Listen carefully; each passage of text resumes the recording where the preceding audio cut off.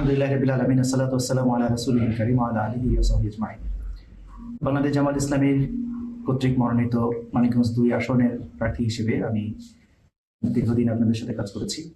আমার এই কাজের অংশ হিসেবে আপনারা যারা আমার সাথে দীর্ঘদিন কাজ করেছেন তাদের সকলকে শুভেচ্ছা এবং ধন্যবাদ জানাই।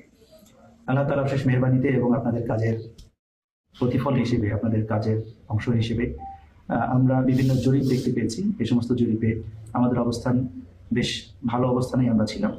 এটা শুধুমাত্র আমাদের নিজস্ব জরিপ নয়, অনেক থার্ড পার্টি নিরপেক্ষ জরিপে আমরা দেখেছি যে আমাদের অবস্থানটা আল্লাহ মেহেরবানি অনেক ভালো ছিল।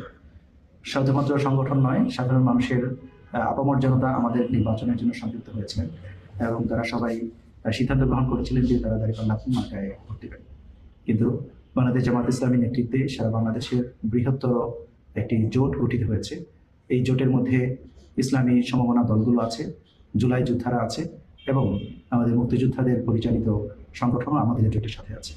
সঙ্গত কারণেই আমাদের এই জোটটি অত্যন্ত শক্তিশালী জোট এবং এই জোটের স্বার্থেই আমাদেরকে বাংলাদেশের বিভিন্ন আসনে আমাদেরকে জোটের বন্ধুদেরকে আসন ছেড়ে দিতে হয়েছে। তারই অংশ হিসেবে মানিকগঞ্জ ২ আসনটিও আমাদের জোটের বাংলাদেশ খেলাফত মজলিসের যিনি প্রার্থী তাকে এই জোট থেকে প্রার্থী হিসেবে ঘোষণা করা হয়েছে। এই জন্য আমরা আশা করছি যে সামনের দিনগুলোতে আমরা একসাথে কাজ করব।